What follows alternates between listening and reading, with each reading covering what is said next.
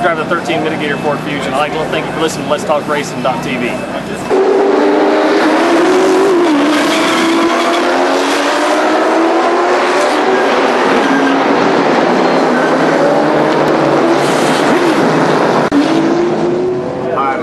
Jr., driver of the number 5 Kiker Motorsports Camry.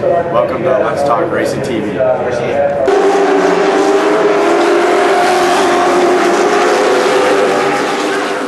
With Rockingham Speedway. Thanks for listening to Let's Talk Racing. I'm Terri Peters, driver of the number 17 Toyota NASCAR Camp World Truck Series, and you're listening to Let's Talk Racing.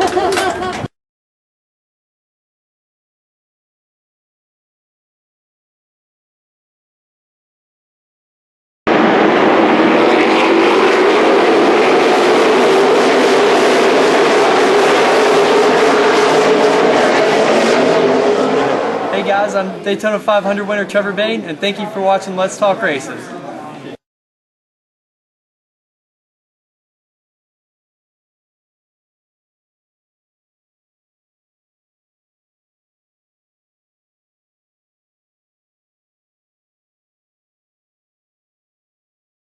Iced over. Yeah, very true. Yeah, I mean, it was 7 degrees and I woke up this morning in Delaware. I was like, it's miserable. Oh, goodness. Well, I'd like to welcome everybody to Let's Talk Racing. We're already chatting with CJ Faison on the line here. So, how was your Christmas and New Year? Let the people out there know how everything was with you. Christmas was great. I got to come home and spend it with my family, so that was always fun. And I got to see like my 5-year-old little sister. She just turned 5 on the 20th of December, so that was pretty cool to have, you know, her birthday and then Christmas right there back to back. It was a lot of fun watching her open gifts. She's all into the whole Santa thing. So it's a lot of fun. Cool. So, did Santa bring you anything good in way of new sponsors or anything? Well, it didn't bring me any sponsors, but I mean, heck, if he didn't bring me anything, it's all good. I mean, I got some stuff for my family, like a tablet and all that kind of stuff. But sponsorship-wise, really nothing to do. Just kind of we're just plugging away at it, really. You know, we're just taking our time, making sure we're making the right steps. I'm really looking forward to this year more than ever, actually. So I'm pretty excited. Cool. So go ahead and give everybody a brief little rundown of what got you into racing. What got me into racing? Yeah, what got you started? Well, my dad used to race big block modifieds up in the Northeast when I was really young, and he's always been into racing. He's been in it for 40 years now, I think. So he's been in it since he was a kid. It's something that he was passionate about, and it kind of just passed on down to me. And you know, one day I told my dad, I was like, hey, you know, I want to race. And that was when I was about 4. And you know, we took off ever since from there. And it's been uphill. It's been a lot of fun. We've had good times and bad times, but you know, to have a father and son relationship like that. I mean, he's not only my dad, but he's my best friend, and he got me into racing and always supportive of me. So I don't know. You can't really ask for a much better dad than that. I mean, he's in Key West. He didn't take me to Key West with him, but I mean, hey, back here and work. Yeah, your dad's a pretty nice guy. I've talked to him before too, as well.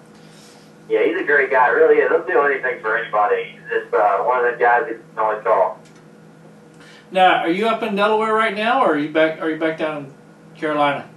Well, I've actually just made it through the Bay Bridge Tunnel in Virginia. I'm headed back to North Carolina right now, and So you're about 30 minutes away. Yeah, you should have started out a little sooner. You could have stopped here and been on the show. oh, I could have bought pizza then.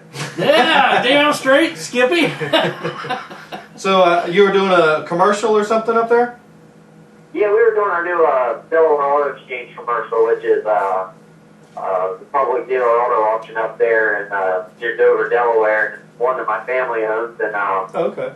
it's really cool. I enjoy doing all that kind of stuff because we have a lot of fun whenever we film the commercials. We are like the absolute goofballs of TV up there. Well, that's gotta be fun. So I mean, we just have fun with it, and you know, just whatever. We don't really plan anything out. Whatever just happens. So it's always a lot of fun. But in the near future, we're going to start doing some really awesome commercials with. So I'm going to kind of be like a stunt devil, I guess you'd say, and I'm not really sure how that's going to work out. We talked about, having me backflip on a dirt bike at my buddy Travis Pastrana's house. So there's all kinds of ideas, but, nothing's come to fruition yet. I really don't want to do the backflip because I think I'd break my neck. Yeah, that might be a little rough. Oh, That goodness. sounds like a lot of fun, though. Just kind of Yeah. no scripted, whatever happens commercial. Yeah, Now, I mean, a lot of everybody, they kind of read off from a script, and they already know what they're going to do. I mean, the TV camera people or the crew, they all show up, and then, we kind of put something together real quick. And it's always a lot of fun and makes people laugh. And, our whole goal is to make them remember our commercial, and that's what happened. Right, right. you driving by yourself or you got some people with you? I'm actually just driving by myself, like normal. Well, hey, if you're just hitting the Chesapeake Bay Bridge Tunnel, you should slide on over here to Hampton when you get down this way. We'll go take you out to eat tonight. I know that would have been nice, man. If I didn't have to get to North Carolina, I'd definitely slip in. We got a plan so I can sit outside of the studio there and hang out with you guys. Oh man, hang out, hell, we throw you right in front of the camera. You might not want to come back. But it'll be an experience I can talk about, though. There you It'll be go. like that commercials you're making. Like, nothing scripted. I like it. If anything was scripted, I don't know what we would do. Yeah, it'd be kind of boring, wouldn't it? Oh yeah.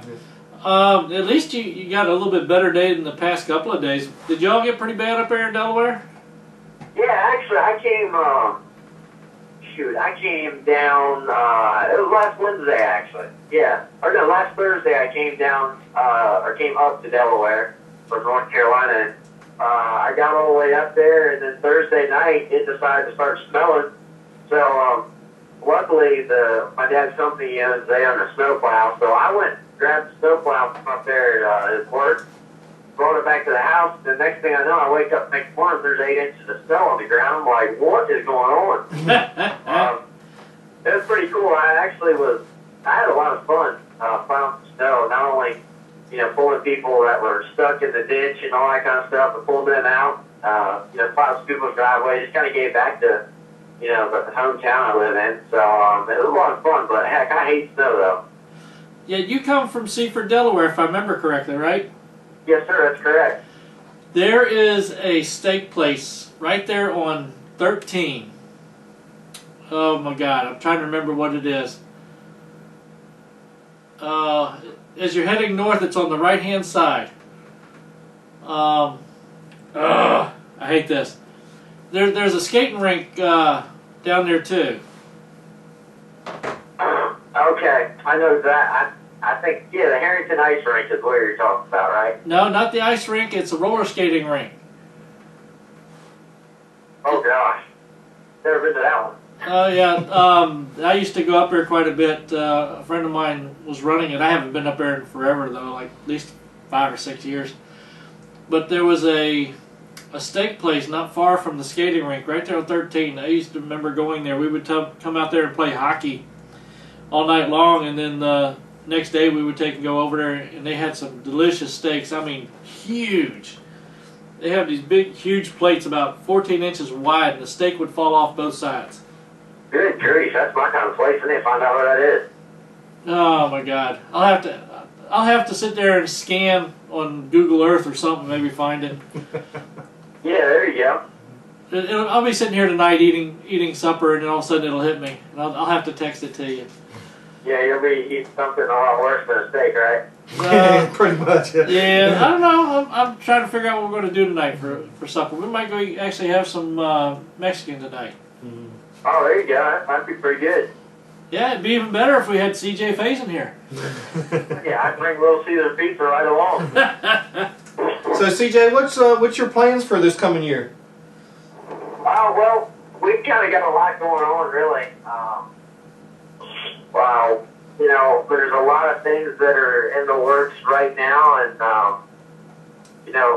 one of the big things is, as you guys probably know in racing, NASCAR, they're kind of based more around how much money you bring to the table rather than the talent that you bring with yourself. Oh yeah, absolutely. Yeah, it's a shame, but that's kind of the way it's gone.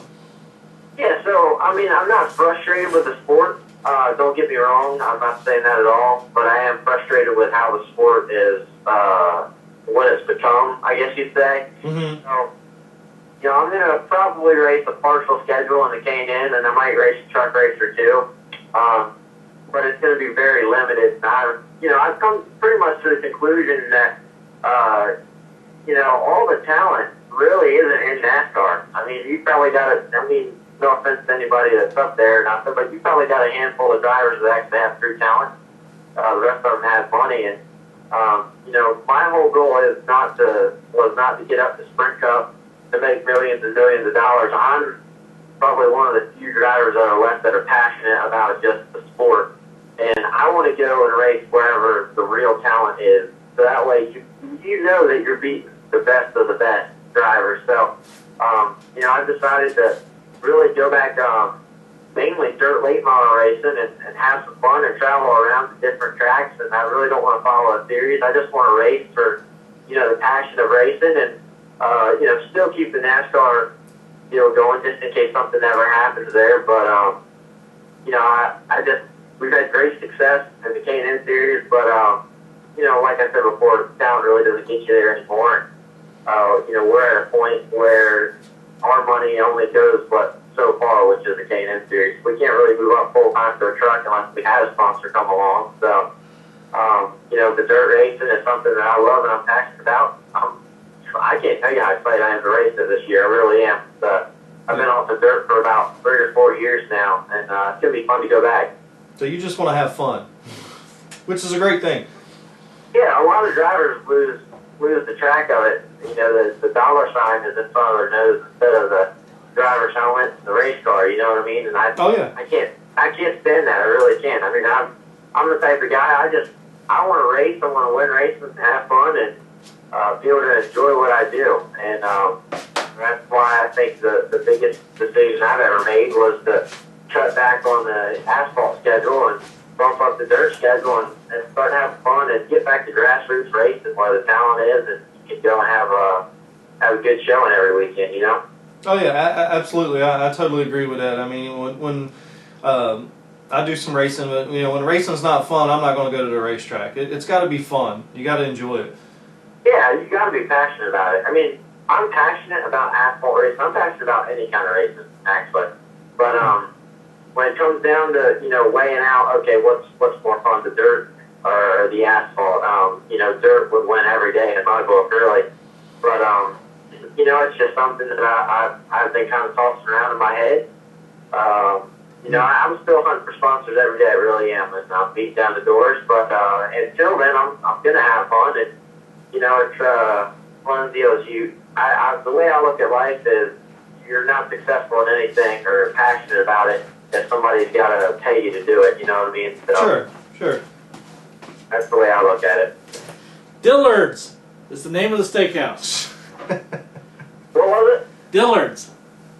Dillard's. Oh man, I don't even know if that's still open, is it?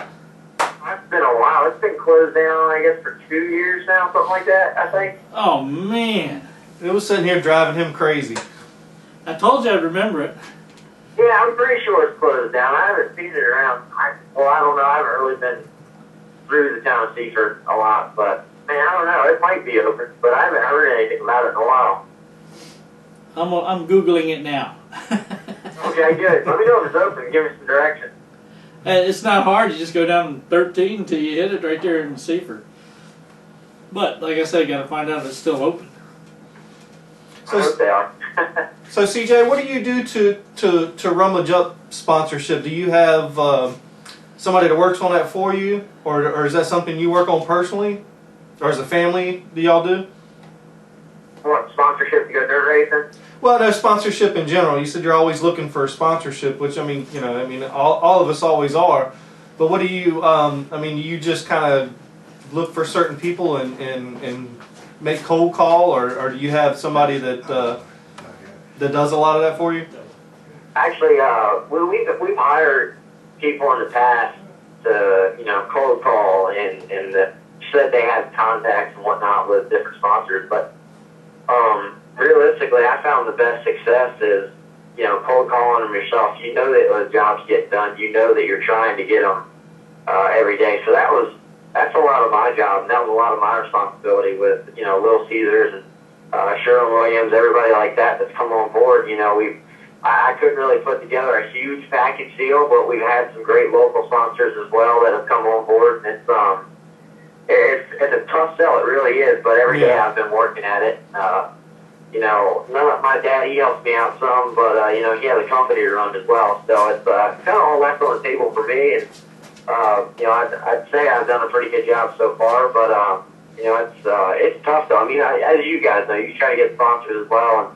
And, you beat down the door every day and you hope to, get that one yes for every 1,000 no's you hear, but sometimes that isn't the case, but you just got to keep on digging and never give up. Now, is that like your Little Caesars? Is that just a one area sponsor, or is that kind of like a national? Well, that's pretty much like a one area sponsor there. Okay. Kathy Yoho from Delaware. They put a lot of support, behind my racing program, especially when we come up to Dover.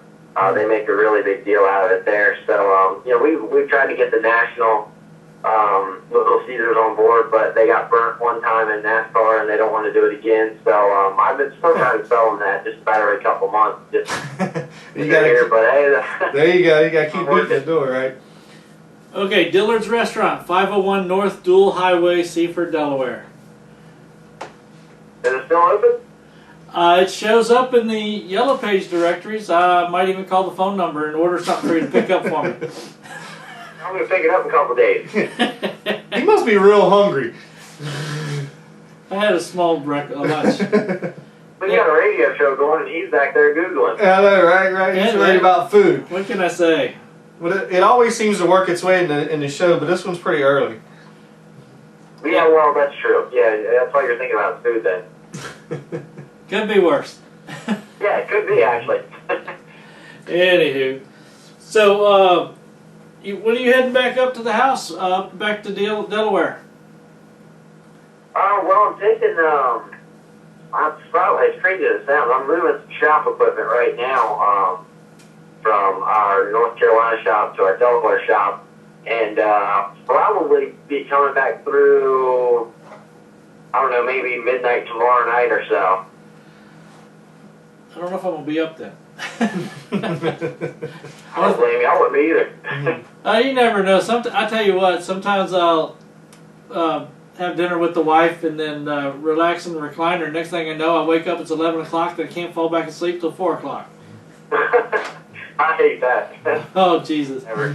But anywho, all right, let me let you get out of here. If you want to go ahead and run through your sponsors again and thank them, go ahead and do that. And I'll get back up with you. I'm going to call these people and let you know for sure. Yeah, absolutely. Well, thank you guys and having me on, even though it's short notice. Hey, anytime y'all need me, I'm definitely here. And just a big shout out for everyone that supported me this season. Not only the sponsors like Little Caesars and Sherwin-Williams, Delaware Auto Exchange, everybody like that, but mostly the fans, because without you guys, we wouldn't really have anything to race for. So, big shout out to you all, and thank you all for following me, and hopefully I'll be on here soon again. All right, CJ, I'll talk at you later, bud. Thank you. All right, y'all. How you doing? Bye-bye. Bye. He's a nice guy. Oh, I told you, he is a really nice guy. Kid, whichever. Yeah, he's good. Youngin. For sure. All right, let's see. I have to call the number here at the restaurant first. I can do that while you're talking to the next guy. Oh, gosh. Who are we? Stenzel. It's going to be Scott Stenzel. He should be an ARCA driver.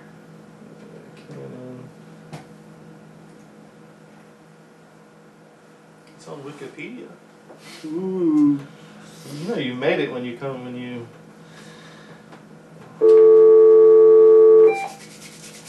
You're on Wikipedia. Oh, crappy.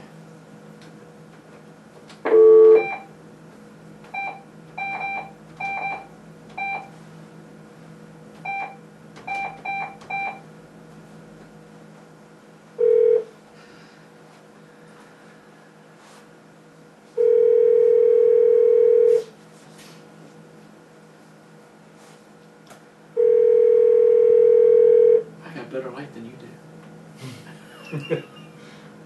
That's probably a good thing. I got a brighter head.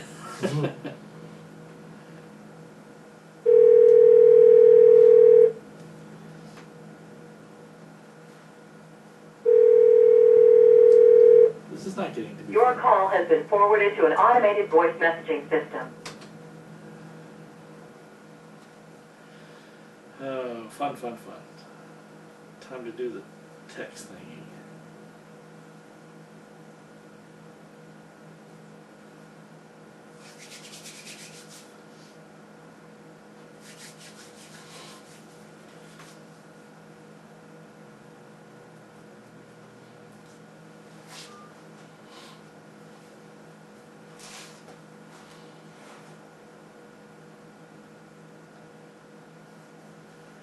So call Jack in. Jack's got good for a lot of hot air. I'm gonna try to hurry up and text him first.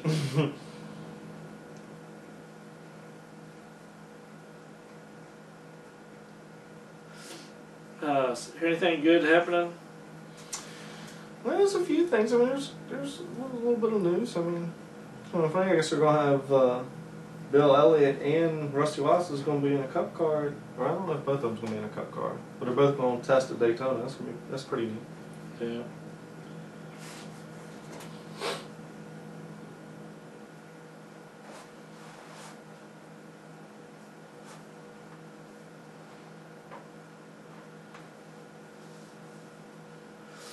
But anywho.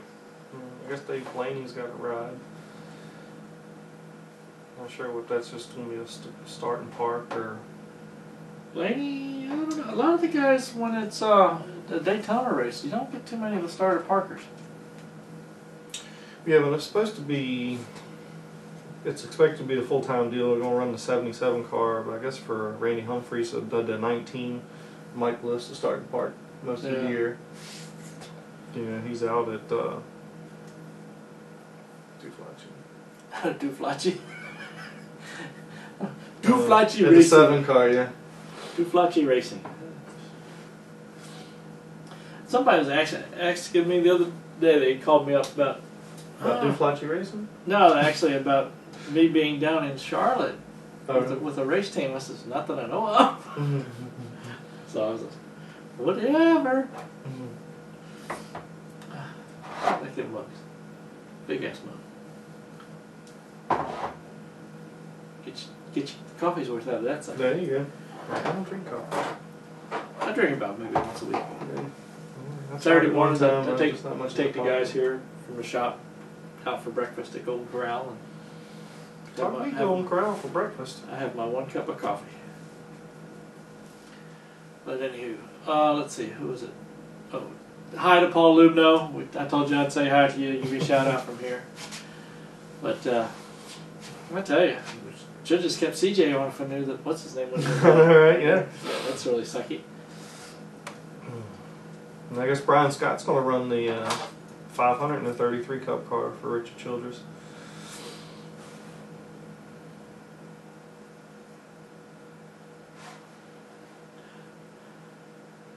I'll say the big news is that Jack was right. He called it on Chase Elliott with the Napa sponsorship. Yeah.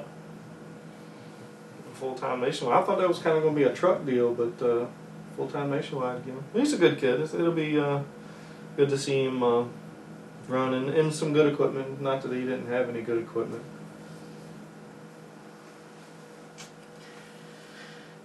Just wish we were doing it, right? Yeah, no kidding.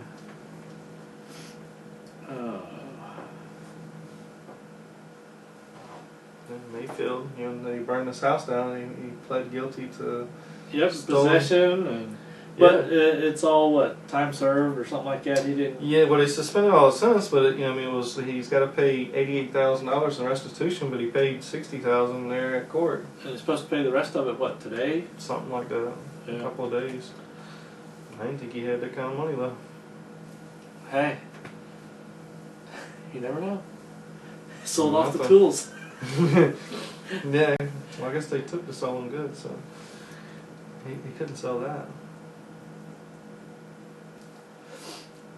Too bad we didn't have CJ on longer. I was going to try to still convince him to come over here because once you come down Chesapeake Bay Bridge Tunnel, unless you're hopping on 58, actually you can go 58 and hit 664, or just once you come across Bay Bridge Tunnel, hit Hoochie Hoochie. He's still got a 6-hour ride ahead.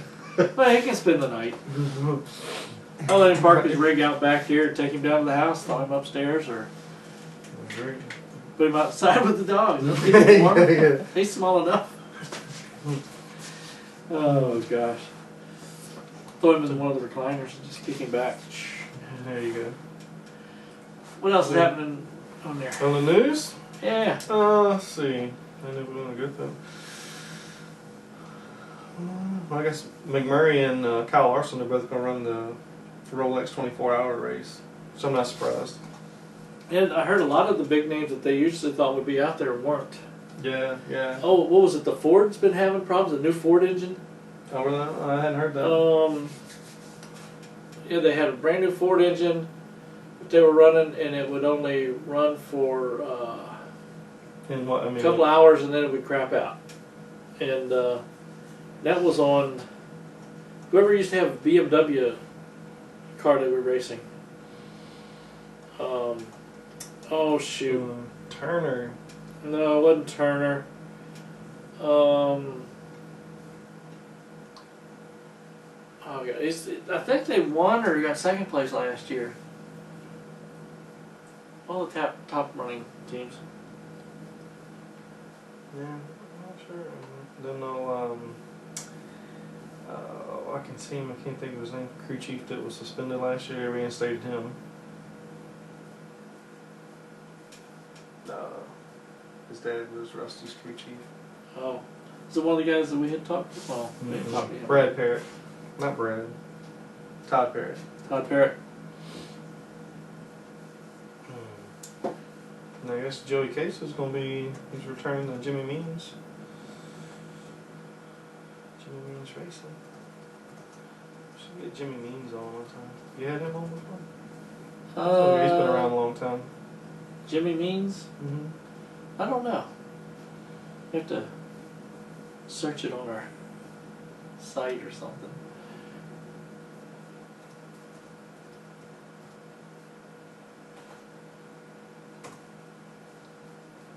And Hornish is going to split a ride with Kyle Busch for Joe Gibbs in the Nationwide Series. Kind of crazy. Contend for the championship, and then you can't even hardly find the road.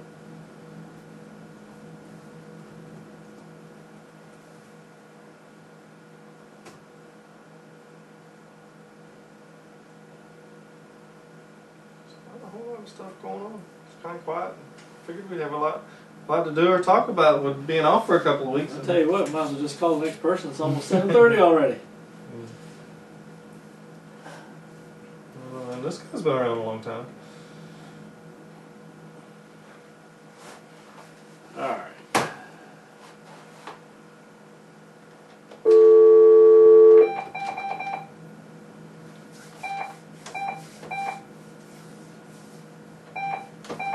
Nice thing about this phone, it doesn't have different tones so people can't figure it out. So they look really close at what I'm If you dialing. can figure that out, you're good.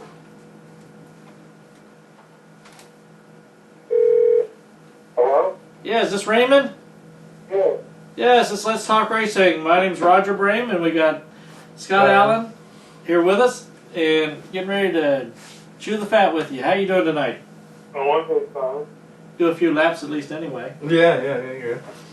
For the people that haven't heard you or know about you, give us a quick rundown of your racing resume so we get to know a little more about you.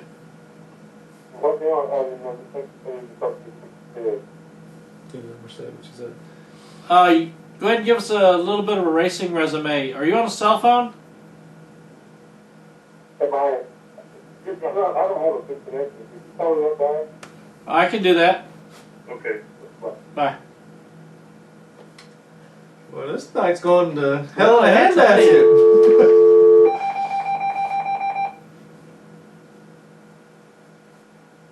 I think I'm the fastest dialer in the world. Yeah, really. Okay, hello? All right, sounds a little bit better. Yeah, I can hear you just better now. Yeah, I was saying, go ahead and give us a little bit of a racing resume so the people can learn something about you.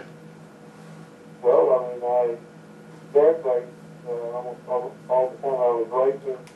Up and I drove up until 1988, and I put off down in top field actors, and I drove funny cars primarily.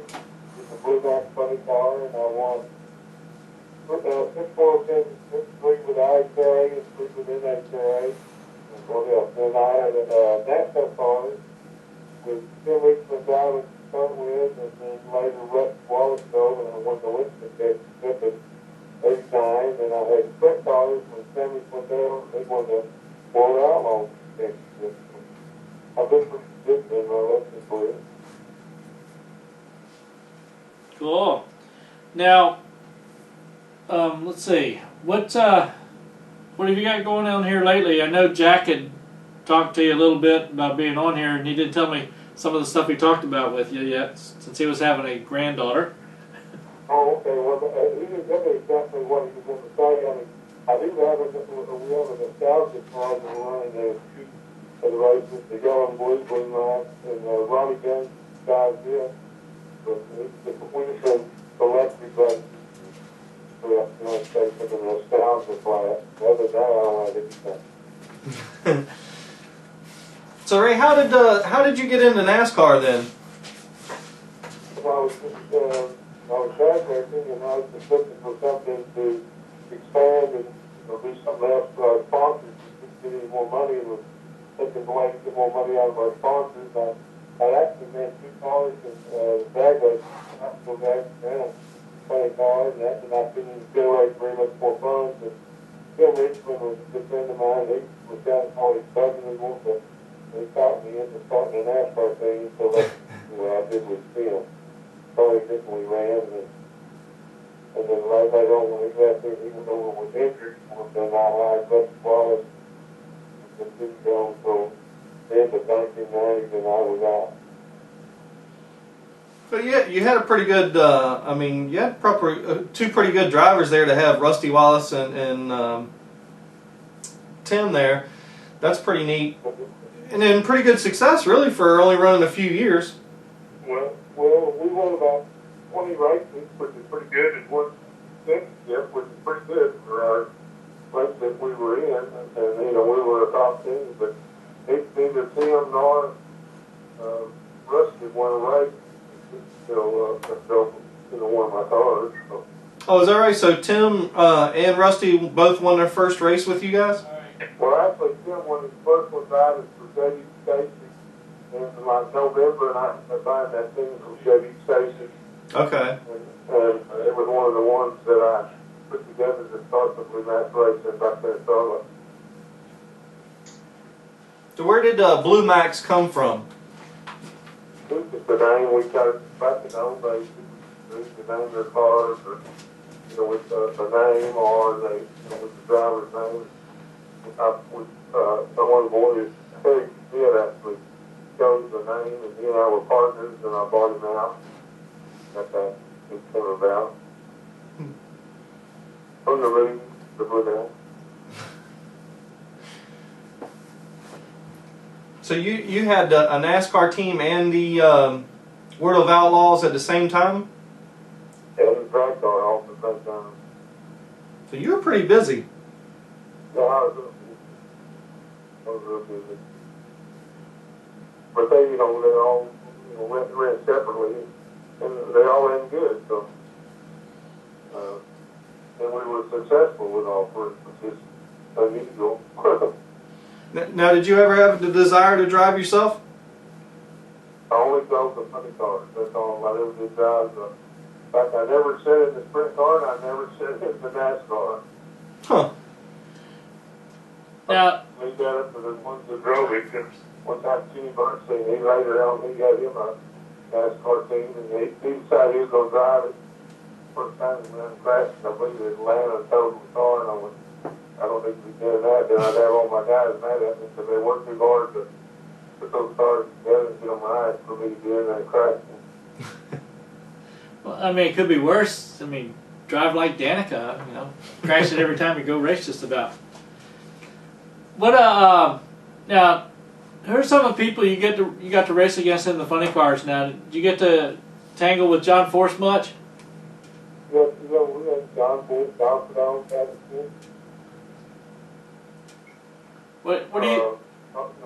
What do you think about John Force? John. Definitely John was first starting. I think John will win. I've met him a couple of times, and he is probably about as funny as Kenny Wallace can get when he gets talking. I would love to get the two of them together and let them start shooting the poop at each other. Yeah, sometimes they get a little silly, but other than that. Probably a lot silly, I would imagine. Oh God, the last time I ran into John was at Richmond International Raceway, and he had his race car outside, and I forget which race it was, but one of the races there at the NASCAR racing, and was talking to him, and he was lit up on fire. Oh yeah, he's a good entertainment anyway. Definitely. Now, do what? Where's Dodson located? I don't know. We're actually located near Virginia Beach, Virginia, in a place called Hampton, down near Langley Speedway. Okay. Hop on 58 and then hop on 95 or 85 and head down toward Charlotte area. Okay. Call from 8009. So what do you do these days there, Ray? I haven't done. You enjoying retirement life? Well, I do a bachelor. Other than that, I couldn't be busy. Now, do you miss being at the racetrack? Not really. I know I did when they had the race experience. I had more work, and I go to the drag race down here in Image. Trying to see my friends and stuff. Other than that, that's about to extend my race. I went last year to the nostalgia races. And I went to Bakersfield, so they have a big kind of nostalgia race there. And other than that, that's about the extent of it. I got plenty of races when I race, so I think we're these step away from. Now, when you're talking about the nostalgia racing, what type of race cars are they using, or what cars are they using? Well, they're using old cars that are replicas of the old cars that we used to run back in the days. Mine in fact, it's actually the 79 chassis and 79 car that we ran back in the day. The yellow and blue racks. And, but they're so it's still got motors similar like we ran back then, but there's different cylinder heads, different blowers and stuff, but they don't run as fast. Huh. I was reading on Wikipedia here about now when you had Rusty Wallace racing for you as well. Yes. He left with me after the end of 1990 and went with Roger Penske. Yeah, it's funny. The other week we had Barry Dodson on here, and I guess he was the crew chief back then for you guys. Yes, he was. He was just kind of funny because he said when he left y'all that he didn't go with Rusty because they couldn't win a championship over there. Yeah. I had Barry, Snake Car, Todd Harris. Okay. Good guys, Tim Brewer, Harold Elliott. Harold Elliott was the whole time. He was an engine builder and kind of a co-crew. You had some big names for you then. I mean, really. Yeah. Yeah. But what I did, when I started the NASCAR thing, I bought Jason another more than his children sold out, and I bought him and doing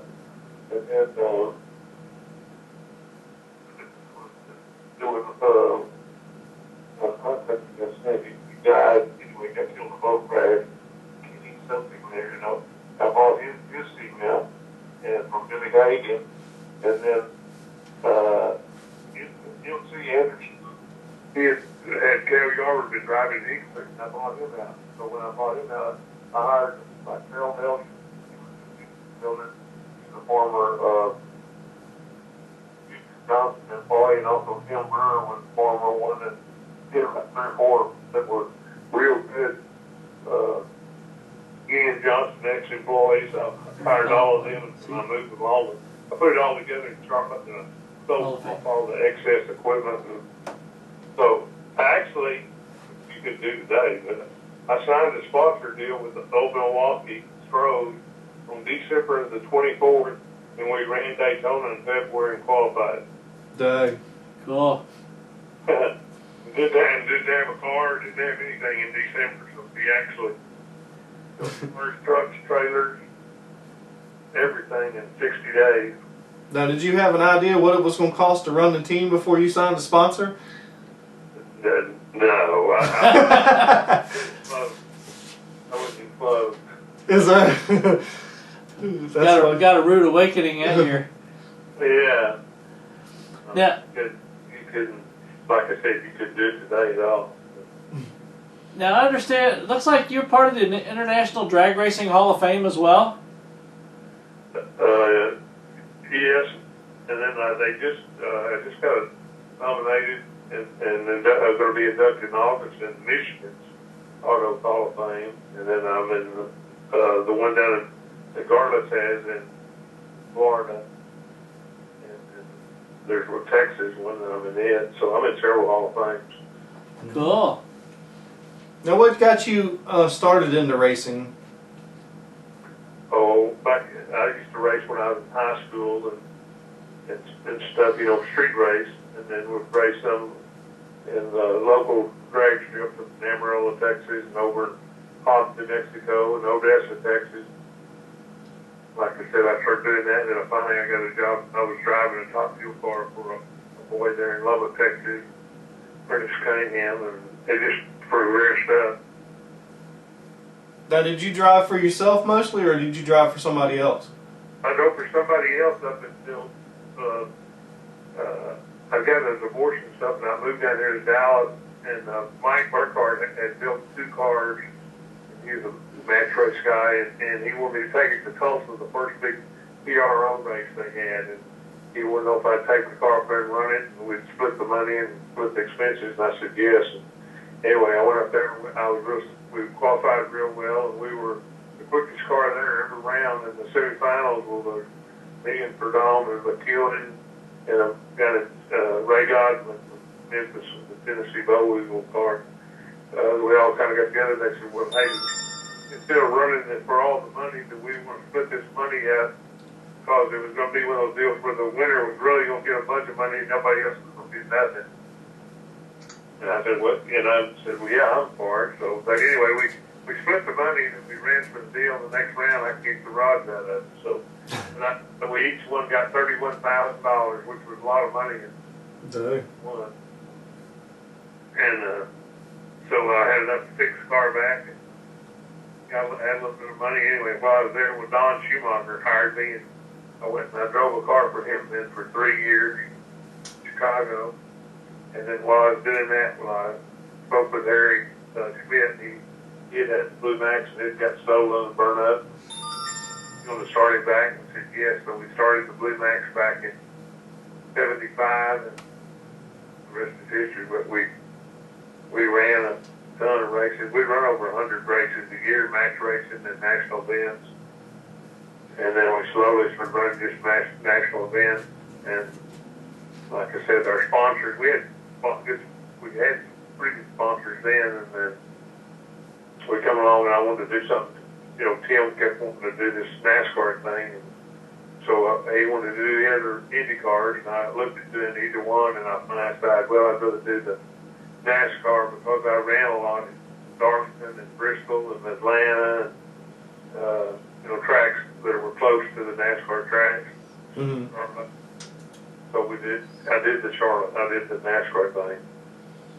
Now, how crazy was Tim Richmond to work with? He was all right. I got along good with him. I mean, he was a crazy, kind of a wild spirit, but it was really, if you look today, he was really ahead of his time, you know. I mean, he lived on Lake Norman, and he had a big bus, and he had a Harley motorcycle, and flew in jet airplanes, because his family was very wealthy, you know, was a wealthy family too. I knew him since he was about 12 years old, because he was a friend of one of the guys that worked for me, and he'd gone to the races with us all the time. His years while I didn't have any problems with it, but he was kind of a wild spirit back then. But Yeah. I'd imagine he had to be pretty entertaining. It certainly looked like it. he was, in fact, the last place he was before he died, he came up to my ranch in Coral, Texas, and we have got a bunch of people up there for the weekend. And I actually didn't know that he had AIDS. It was too late. And he didn't want anyone to know he had it, because back then there was a connotation if you had AIDS, you had to be gay. So, Right. and we knew he wasn't gay, so. Yeah, I think that was pretty obvious. Yeah. Yeah. But, anyway, he never even knew where he contacted the AIDS stuff, so whatever. I still know a couple of people that still don't believe he had AIDS. No, he definitely had AIDS. I figured he got it. He was bad about some of those stripper stuff down there in Miami and Atlanta and stuff, and I always figured that's where he probably got it. It's a shame because, I mean, he was a heck of a race car driver. I'd like to see what he would have really done. I mean, I firmly believe if something would have happened to him, Earnhardt wouldn't have 7 championships. Well, a lot of people say that, and I believe that too. Only that Tim didn't have the mechanical ability like Rusty did, but he definitely had the driving ability. I think he just had raw talent. Yeah, that's it. He'd manhandle a car, kind of like Cale Garber. He'd manhandle one. The car wasn't the best car. If the guy that set up the car had it set up good, well, he really did good. But if his offload did, well, he was just off. He couldn't tell you really how to fix it. Mm. Now, do you have any funny stories with Tim or with Rusty? So I guess probably I do, but I keep them to myself. Oh, we won't tell anybody. Yeah. I'm sworn to secrecy. Yeah, we only have 2.2 million views on YouTube on our show, so we won't tell anybody. I understand. I had a chance to be on a show called, I think it's Competition Plus or something. They do it on the internet and on the radio, and each one you tell old war stories, and people vote on you who does the best. They kept wanting me to do that, and I told the guy, I said, no, I'm sworn to secrecy. Myself and Verdun, we won't tell on each other because we won't. You won't have to worry about nobody telling on you. Yeah, Is that how we got to the real story? That's to say you're scared if you are scared, Oh, God. I tell you what, we've gotten a lot of good stories. I could almost do a 10-hour video just on all that stuff.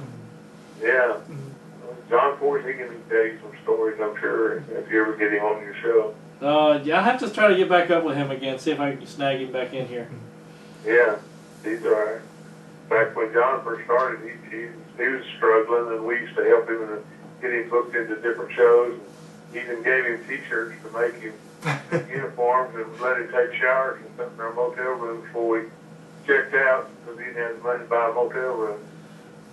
It's fun. It's neat to hear how people started it and how they made it, and it's not. Some people always think it's easy. It's not that easy. No. It wasn't easy. It was a lot of work. We didn't realize how much work it was when we were doing it. Right. I mean, like you said, y'all were running 100 and some races a year. I mean, that's kind of unheard of today. Well, the most I ever ran one year, we were booked and ran 110 races. And then June, July, and August, 63 different races. So that's almost every day. And first of all, they don't have that many races anymore. And we ran one year. These cars that I do at 5. Oh yeah. I think some of those guys, the Cup cars, I think they're running them 3 times and then they're doing away with it, building a new one. Yeah.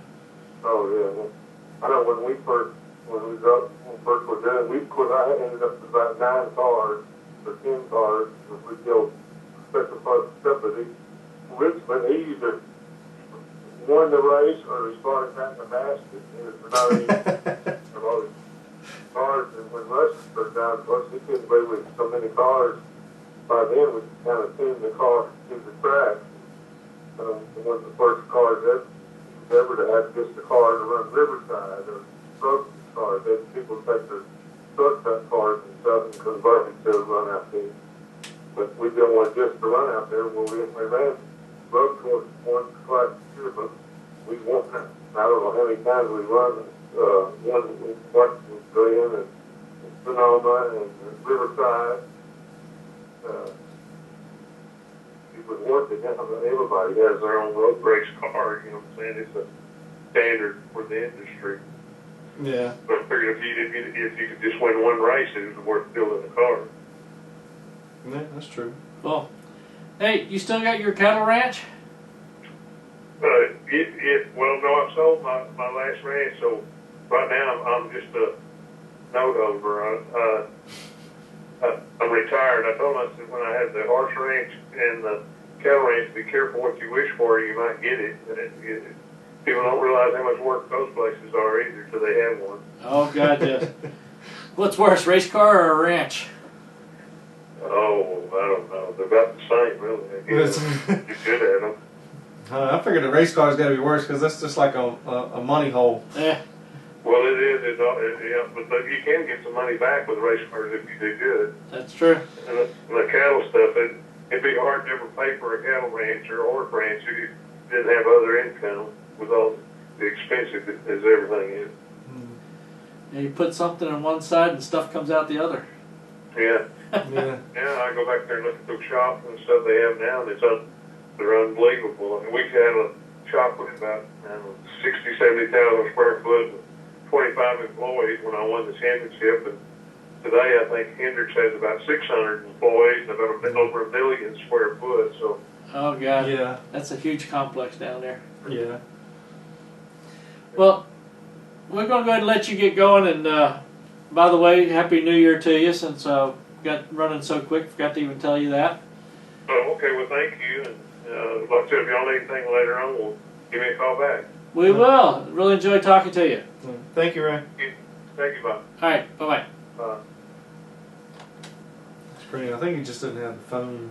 I never know. Never know. Yeah, it was going in and out, but it would have been if you could hear him better. I mean, at the end, it seemed like he was starting to get to where it was pretty good. Scott texted me. He said that because Jack had the baby, he thought that we weren't going to be doing it. And that's Jack. That's him having his grandbaby. We're still doing our stuff. Well, Ray took up very much. I mean, it was pretty good. Yeah.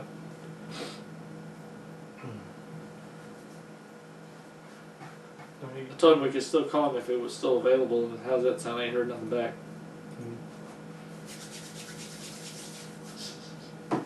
Oh well. Yeah. I'd love to hear some of the stories he has though. For so Tim I can't tell you. Yeah, I bet there's some doozies.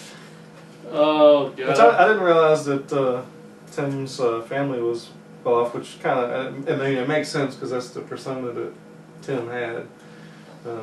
Yeah, I bet there's a ton of stories with Tim. I could only imagine. It'd be I love hearing those old stories though.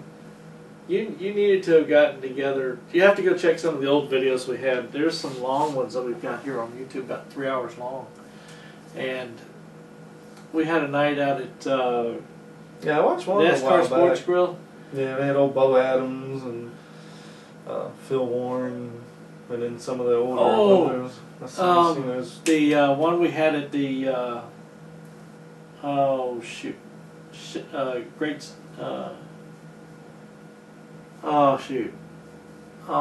down there in Newport News, Quaker Steak. We had a good one there. We had Donnie Harris. We had a whole bunch of the guys, really the older guys. Mm-hmm. Getting into the stories, and got rolling all the old time stories. Oh my gosh. Yeah, I like hearing those old stories where they worked in the gray area. Oh gosh, gray area. I love the gray area. Yeah, it was so funny. Most of my gray area I dealt with when I was racing was painted black. So you couldn't see it. It's hard to see the stuff. I know Barry went down to driving school down in Florida. I can't remember the guy's name now. But the guy, he said when he qualified, when he went across the scales, he had a helmet and a set of gloves that weighed like 80 pounds. So Oh, you know, the guy's carrying the stuff back after he goes through the scales, and he gets in there and qualifies, brings his own helmet. We used to toss a laptop in there.